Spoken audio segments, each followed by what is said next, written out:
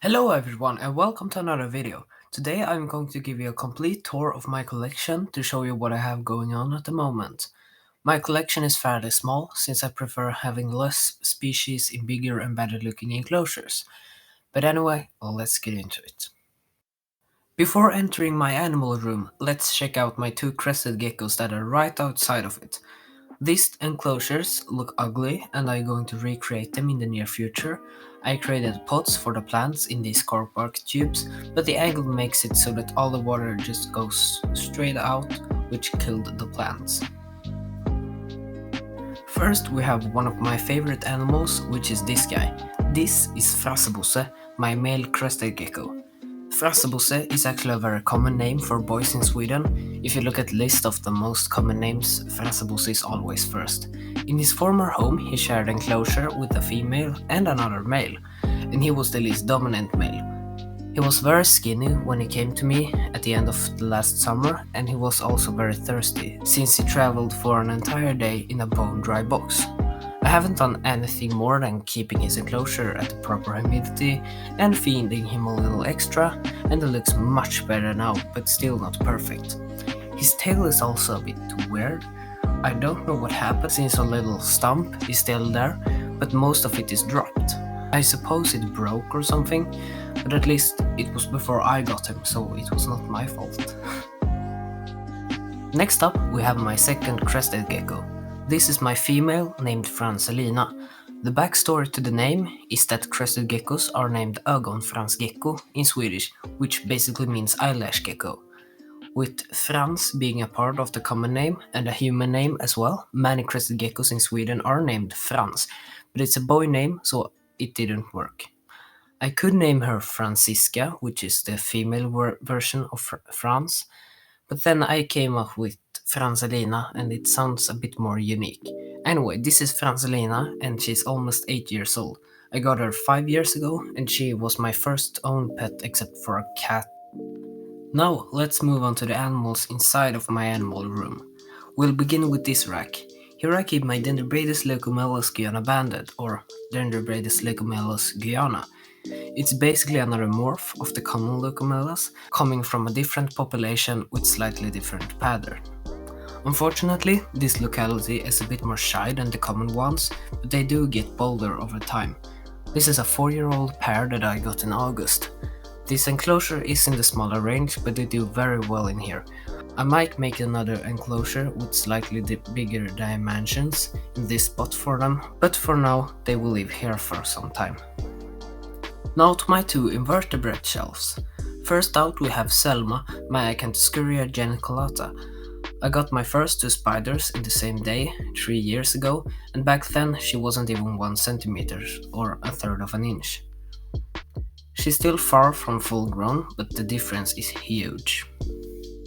Next we have the praying mantis. This is a Rhombodura species Copayam.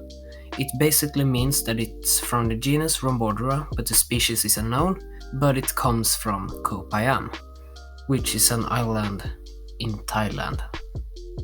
I've had a total of 31 praying mantises, not including the Derapalatis desicatas I bred myself, but since they have a short lifespan, all of them died. But in December I just felt like getting a new one for fun, and out of the 13 species I've kept, Rhombodura basalis is definitely my favorite, and Copayam is almost identical. This is Kent, the other one of my first two spiders.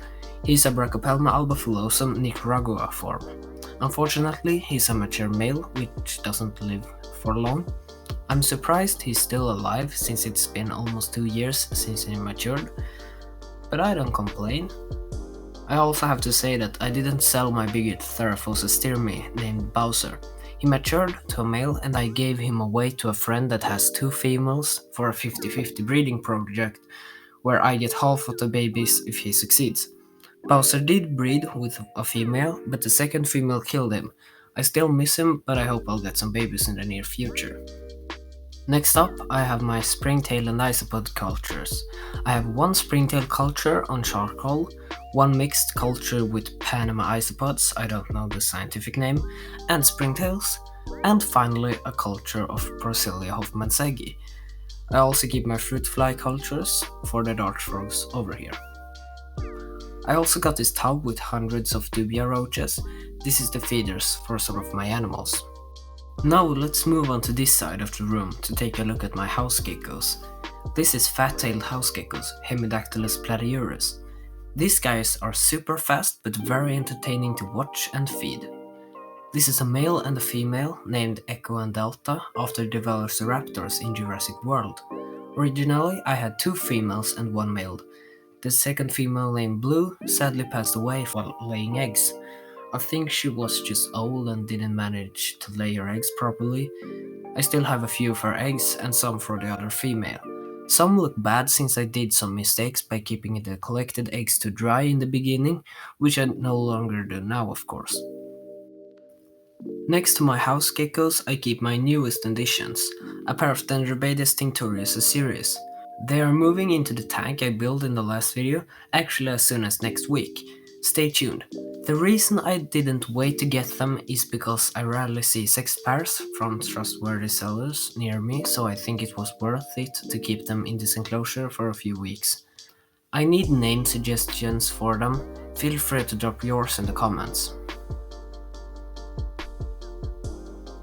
Finally, let's move on to my 2 biggest enclosure. The left one is going to house my Assyrius pair soon. I made a detailed video about it last week, so check that out if you're curious on how I made it. And now, the moment you have been waiting for. This is the Costa Rica enclosure. The reason why it's Costa Rica is because all of the animals that I will keep in there are native there. I'll wait a long time before getting animals in there, at least until autumn, so the plants are well established and I'm satisfied with the looks of it. I won't tell you which exact species I'm planning, but it's going to be really cool. For now I have 35 different plants in there, a number that is probably going to at least double. This is definitely my favorite enclosure. So, I hope you enjoyed this video. Feel free to share, like and subscribe for more, and I'll see you in the next one.